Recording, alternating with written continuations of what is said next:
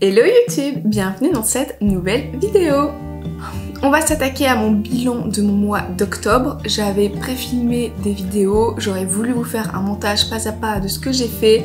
Malheureusement, je n'ai pas eu le temps, j'ai beaucoup travaillé et donc tout ça est resté en suspens et je me suis dit bon, on va quand même sortir une vidéo et on va faire un bilan du mois d'octobre. Comme vous m'avez dit que les petits bilans avec quelques pièces ne vous dérangeaient pas, ici j'ai cousu 4 pièces en octobre et on va s'attaquer à ça. D'abord, la première, je vais vous présenter mon ensemble d'automne que je voulais faire, que je vous ai parlé dans ma précédente vidéo, que je voulais absolument faire mais que j'aime pas le résultat, j'aime pas du tout le résultat. Avant ça, on va d'abord commencer par la jupe. Je vous présente la jupe qui était assortie à la veste. C'est la jupe Amoroso de Charlotte Jobert que j'avais déjà fait et que j'ai refait ici en taille 36. Souvent je fais un 36, c'est vraiment ma taille standard, je rentre vraiment dans la taille 36 standard. Donc souvent, si je ne dis pas la taille, par déduction c'est du 36, comme ça vous le savez. J'adore le rendu de cette jupe, elle a été très facile à faire. Par contre, j'hésite peut-être à remonter un peu la taille. Je vous montrerai une photo, je vous l'avais partagée sur mon Instagram. Mais elle est super facile. Je pense que je l'ai cousue. La découpe du tissu plus la couture en 2 heures. En 2 heures, elle était faite et elle est juste sublime. Charlotte préconise normalement de mettre un élastique à cet endroit-là de la ceinture. Je n'en ai pas besoin. Je n'en ai pas eu besoin lors de ma dernière jupe et celle-ci. Je n'en ai absolument pas besoin. Alors j'avais essayé de faire les raccords pour la ceinture comme elle est plus cintrée. On ne sait pas le faire mais je me suis quand même... Je l'ai fait sur les côtés quand même. Je suis absolument pas raccord d'habitude. J'y pense absolument pas et quand j'ai découpé, j'ai découpé. Mais on est d'accord que là, j'ai quand même réussi à faire tous mes raccords donc je suis excessivement contente. Regardez l'arrière. Oui, il y a bien ma couture qui est pile au milieu. Il y a la petite fente que j'ai fait en bas. Je suis trop contente. Alors comme je suis petite, sur le patron original, j'ai remonté, je crois, j'ai découpé ça, 10-15 cm déjà au-dessus. Et elle m'arrive mi-mollet. Donc voilà, alors est-ce que je la remonte pour qu'elle soit en dessus des genoux?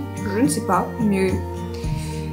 Je sens que je vais passer à autre chose et qu'elle va rester comme ça, mais c'est absolument pas grave parce que je l'aime vraiment super bien. Donc ça c'est fait, vraiment le patron de la jupe en maille à faire.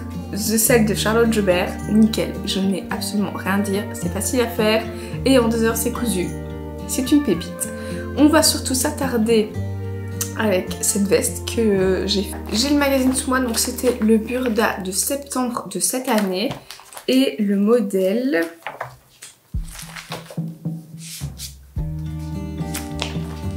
C'était ce modèle-ci. Alors, normalement, c'est un trench court.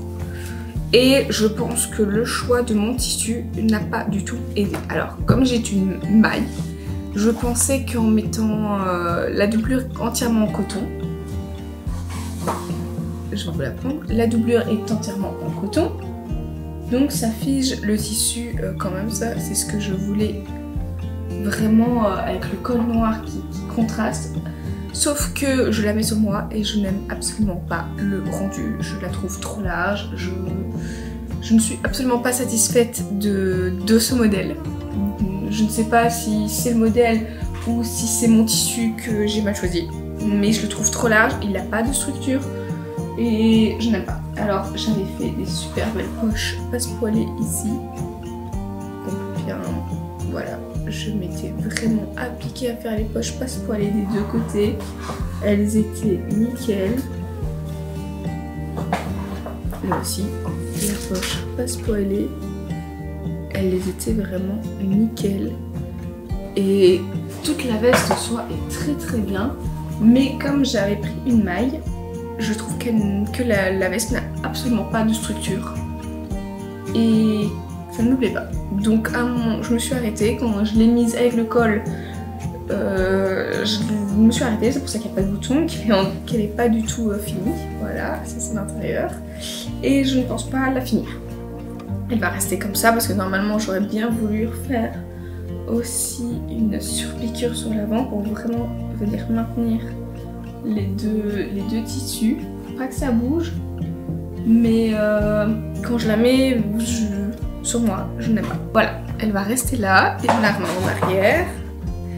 Autrement, comme d'habitude, les explications d'Urda, on s'en passe. Donc après, c'est une veste tailleur super facile à coudre. Pour ça, il n'y a vraiment aucun souci. Mais voilà, j'ai un bel coup. Comme quoi, ça arrive. Alors, on passe ça. On passe à la prochaine que j'ai adoré coudre, par contre.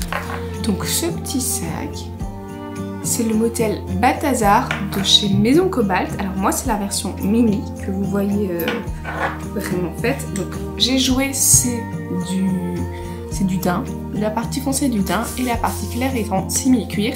J'avais choisi, moi j'ai rajouté une petite poche, vous voyez, sur l'avant, vraiment qui est toute petite, vraiment parfait pour un téléphone. Et de l'autre côté, j'ai laissé, non mais franchement il est trop bien. Il est parfait parce que souvent moi je dois me trimballer plein de choses dans mon sac et la version mini je trouve est très bien. Elle est nickel. Elle fait un tuto pour des explications, il y a un montage vidéo donc vraiment on peut suivre pas à pas la vidéo, c'est vraiment nickel. Les petites seringues, les détails sont vraiment super chouettes et l'intérieur vous voyez, donc j'ai ma tirette je viens ouvrir. Alors moi malheureusement j'avais pris déjà ma tirette, c'est une tirette séparable donc elle est juste pas séparable mais ça me pose il y a vraiment qu'un souci. Et vous voyez l'intérieur, je vais enlever tout mon bazar, mon portefeuille et ma petite trousse, hop, et à l'intérieur il y a une grande pochette là, nickel, ça c'est fait dans le patron. Et je l'ai entièrement doublé pour qu'il tienne. Vous voyez, il n'est pas tout plat, il a vraiment cette structure de sac. J'ai trop envie de me le refaire, vraiment. Super facile à faire, je l'ai fait en une journée je pense. Je pense qu'en une journée il a été fait, je me souviens plus du tout du temps que j'ai mis. Ou de matinée, mais donc plus ou moins une journée. Il est nickel.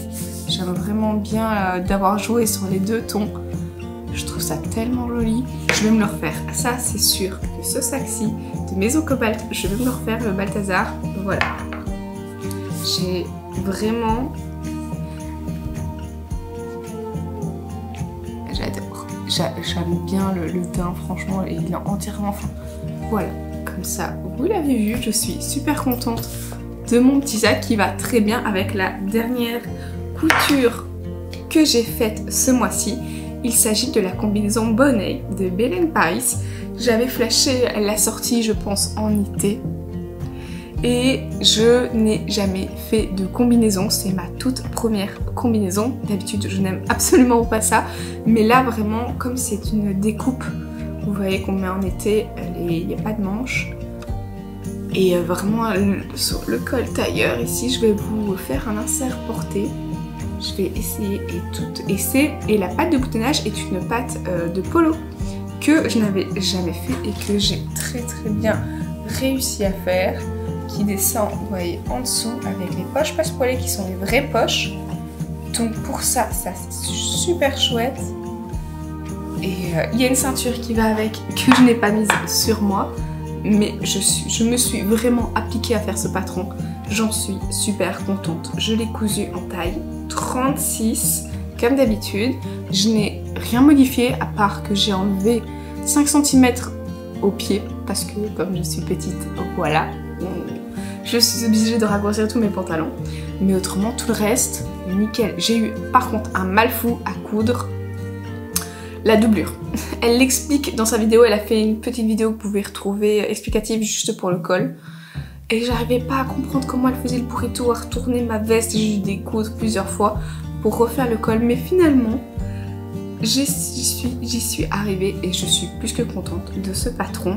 Et c'est sûr que je pense que je vais me le refaire. Il y a la version robe que j'aime particulièrement bien, que j'avais prévu de faire que je ferai pour l'été prochain et je pense que je vais me refaire la version courte de la combi pour l'été prochain également parce que c'est super chouette à porter ici. C'est dans un coton des Coupons de Saint-Pierre et il est vraiment chaud. Enfin, je pense qu'il y a un peu de lainage dedans. Il est super chaud et quand je suis à la maison, franchement, voilà, je l'enfile. Ici, j'ai mis un petit pull en dessous. J'ai prévu aussi de mettre un col roulé, vraiment, c'est super chouette. Ou même un gros pull juste au-dessus. Et vraiment nickel.